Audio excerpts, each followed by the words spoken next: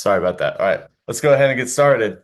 This is my first ever webinar for Argentina, and I'm super excited to share this with you guys because I recently went down to Argentina and saw Awasi Iguazu and Estancia Cristina. So obviously, I know you guys relied on Clark for several years for South America, but I just wanted to give a little bit of background of why I'm able now to continue on with the legacy of Clark representing hotels in South America.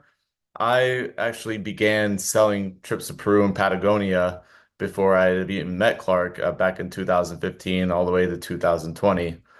So during that time, I met him and he mentored me into selling Gatera, Tilaka, Awasi, all of those types of projects.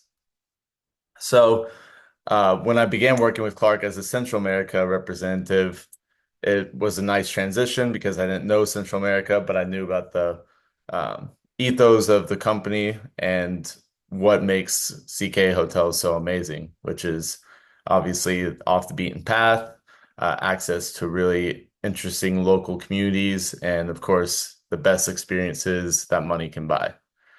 So we're going to start out here in uh, Iguazu. So the way my journey worked out is I flew from Austin, Texas to EZE Airport, which is the international airport in Buenos Aires.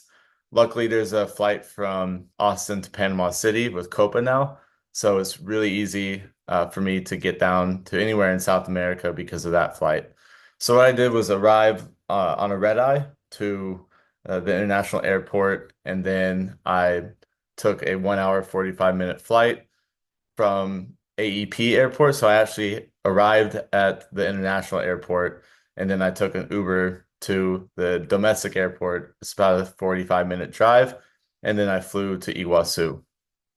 So right from the bat, I arrived in Iguazu and went to the waterfall. That's not always the case. Only had 2 days. I wanted to see as much as possible.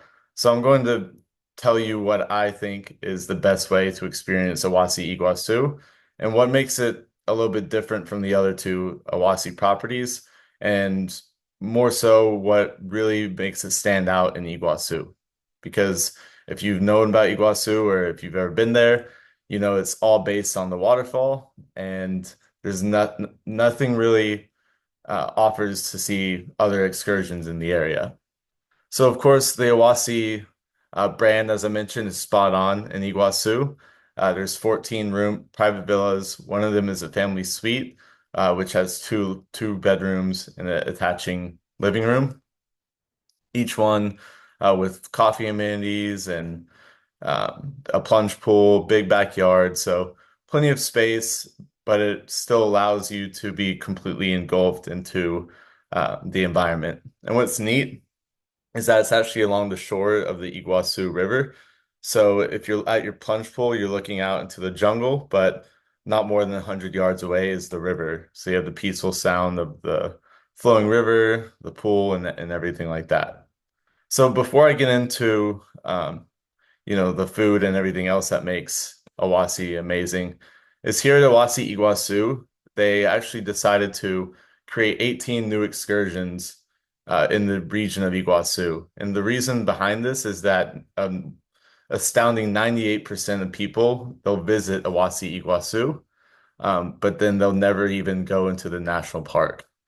So that's pretty insane to me. I mean, I really only knew about Iguazu because of the waterfall. But once I arrived with Awasi and they told me about all these other adventures, I was really blown away. Basically what you do is you arrive the whole time that you're at Awasi Iguazu, you have a driver and a guide, which makes it a really amazing experience. So from the time that I arrived at the airport to the time that I left, I was with my driver and guide. And they'll sit down once you arrive in the main lobby where the restaurant is located as well, and they'll show you all the different tours in the region. So it's really hard to see like the text on this map, but essentially these are the areas within Misiones where you can do tours from Awasi Iguazu. So the falls is right here at the corner. It's about a 25-minute drive from Awasi Iguazu to the Argentine side of the waterfall. Guests can still go see the Brazilian side of the waterfall. However, you'll see later in this slide the different options. But yeah, so here's some of the different regions and tours that you can do. So first is the Yakui Awasi Reserve. Here's me biking on the reserve, and lo and behold, about 15 minutes after we were done biking on this road, we saw a puma cross our way. And I know everybody says you have to go to Torres del Paine in Patagonia or Argentina or Chile to see puma. No, well, this wasn't the case. I thought maybe I would see a leopard, ended up being a puma. So along the way to the Yakui Reserve, it's about a 2 hour drive through the national park, and oftentimes you can see paw prints of jaguars and pumas as well. So this is the river. This is where you can kayak at the Yakui Reserve. So you basically do a full day experience where you drive there, you can bike along the road, you do a little hike with your guide, you go kayaking, and they also make you a lunch along the shore of the river. So since Owasi owns this little reserve within the national park, they work with a family who made this little dining area, and then they have an asado, uh, you know, during your tours, which makes it really nice. And yeah, they also do a ton of conservation in the area. So as I mentioned, 98% people who visit don't even go into the national park. It seemed to me like one of the least explored places I've ever been to in Latin America. And these trap cameras tell you why. There's tapirs, jaguars, pumas, you name it, butterflies, you can find it. So another tour that's very interesting is at Uruguay Lake. And this is a similar experience to the Yakui. It's about 2 hour drive to both of these experiences one way, so it is a full day tour. But they, use their Relais Chateaux, uh, you know, theme and really bring out the astounding lunches and different dining experiences within all these tours. Here's another one nearby, which is more adventurous. You take a boat to a hidden waterfall that leads into into Iguazu River. And then last but not least is just the Jesuit missions. So this is a astounding place, and you may have seen the movie Misiones with I think Robert De Niro. Anyways, it's a 17th century citadel, and it's a 4 hour drive one way from Awasi. However, a lot of guests, they'll fly to this region of Misiones, they'll see the ruins, and then they'll do the 4 hour drive to Awasi Iguazu. And here are some of the other highlights. You can visit indigenous tribe, bird watching, rappelling if your clients are more adventurous, and of course the falls. So the main takeaway is I actually went as a tourist. I think it was a great experience. My guides were like, you work with Awasi and you should understand what it's really like. And I can vouch that this is truly what it looks like. I was there in the off season, so it wasn't as much. However, um, we have a private access to the waterfalls with the national park before it actually opens at 8:30 a.m. So our guests are able to go see the waterfall without anybody else on the platform, which is spectacular. And breakfast is included in that excursion as well. So yeah, there's plenty of tours. I'd say that's the main highlight of Awasi Iguazu rather than the amazing room and accommodation and services that you can always expect at any of the Awasi hotels. Of course, again, Reliance Chateau, they really go as far as, the chefs will create they'll create a menu for your clients depending on their needs. So say somebody doesn't like red meat or they're vegetarian, pretty much each night they'll have a menu designed only for that client, which is to me incredible. And yeah, so really just remember with Awasi Iguazu, private and access to local tours with emisiones that other hotels and companies aren't offering. So we're going to switch gears here and go down to Estancia Cristina.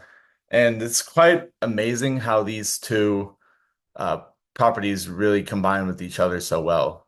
They, are so like in my mind, it's just two different colors, right? You're going to the jungle, and actually, when I went in October, Iguazu is still heading out of winter time, so the weather was amazing. It wasn't like being in Costa Rica and went super, super hot and humid. It was actually nice and cool. So combine that with Estancia Cristina and Argentine Patagonia, and you have a great combination. So in order to get back, you go to the airport, Easy E or AEP, either one works. There's direct flights from either, usually on Aerolíneas Argentinas or JetSmart. I recommend Aerolíneas Argentinas, but then you do a 3 hour, 15-minute flight, arrive in El Calafate, and come to Estancia Cristina. But before I go any further, I just want to elaborate that when you visit Estancia Cristina, it's important that guests know they need to stay a night before and after in El Calafate. So if you go back to this, it's a 3 hour, 15-minute flight. Essentially, the earliest that you're going to arrive at El Calafate is around 2 or 3 in the afternoon. And in order to get to Estancia Cristina, you must go to Puerto Bandera and board the boat around 8:30 a.m. We provide transportation from any of the hotels in El Calafate.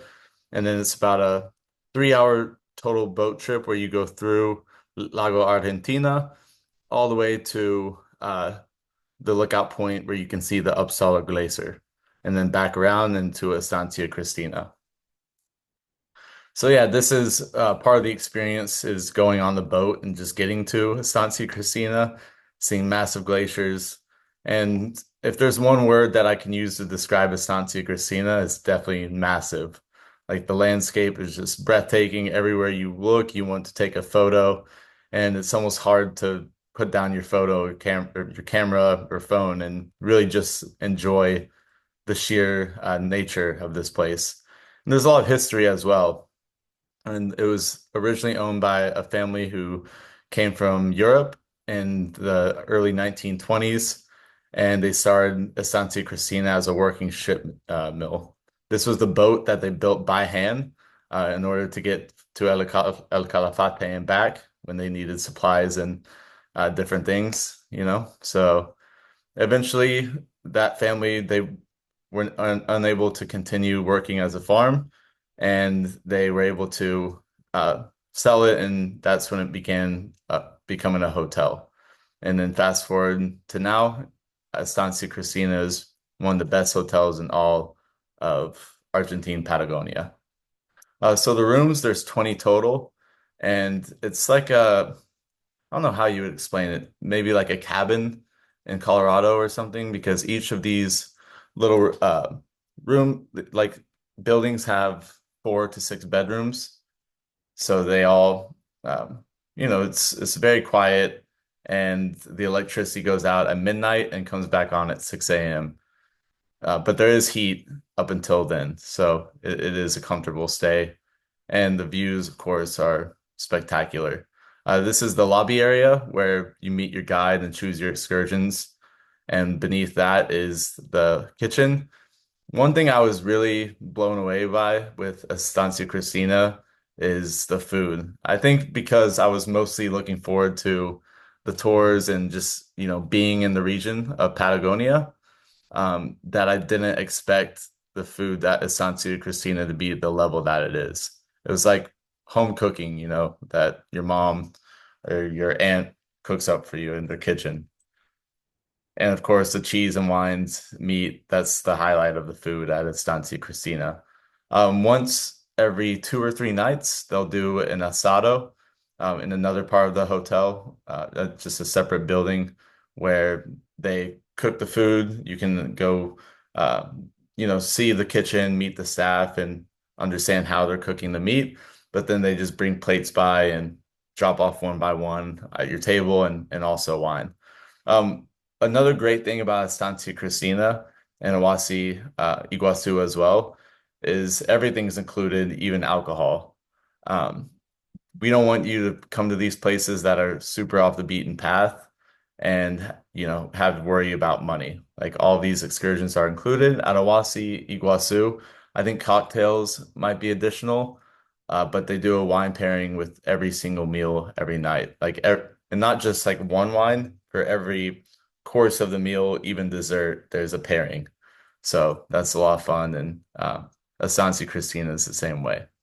So this is a route.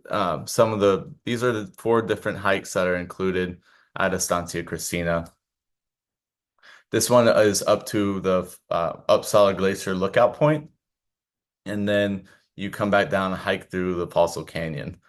So it's quite astounding and um, almost frightening to see the glaciers because it is so beautiful to the eye, but the guide usually brings a picture of it, what it was in 1928, and you're looking at this lake now, but back in the day, that was all glacier. So you can physically see how much is deteriorating, and I think that's important for people to know when they're going because it makes it part of the experience, right? And that's why we work with the hotels that we do. We want guests to see the beauty, but understand the effects that, the climate is taking on our planet. So I think it's a great learning experience as well as a awe-inspiring experience as well. So yep, this is some pictures of the glacier. And then as I mentioned, from the lookout point, you hike back down through the Fossil Canyon, which is just bizarre because as you can see, now it looks like you're almost in the Grand Canyon or something. And just a few minutes prior, you were looking at, glaciers blue and white. Argentina is truly the country of colors. And then during this hike, you can see fossils from the Cretaceous period. So horseback riding is a main highlight too. I'm not much of a horseback rider, but I did the half day excursion, which I thought was perfect because the full day excursion can obviously be very long. And if you're not an experienced rider, it might be a little overwhelming and it might, deter you from doing other tours throughout the trip if you get too sore. So if you're not an expert horseback rider, I do recommend the half day tour because it's still a great way to see the property and the horses are very tame. Now, I had to include our boy Clark Catula in here because truly this was Clark's place. This was his rock. He hiked there every time that he went to Estancia Cristina. This is the best hike that he thought because essentially where we're looking at right now, if you go to the lake and to the left, that's the Fossil Canyon that we came through and went over back to the Estancia Cristina, and there's another waterfall hike over here. Horseback riding, you go all the way through this region, back up and down, or you go all the way to the lake, around and back. But this lookout point, it's only like a 3 hour hike, and you can see the entire property as well as Los Glaciares National Park. And fly fishing, this is only available from late December to March, and it's catch and release. But some of the world's biggest salmon can be caught here, so it's quite the experience for those who are interested in fishing. And this is why I mentioned some of the hikes are self-guided. Of course, we really encourage telling the staff and leaving your key behind in case anything happens and they need to go looking for you. But they are 2 or 3 hour hikes to very amazing places, and the trails are very well marked. So yeah, that's all I've got for you guys, and I'll open up to questions.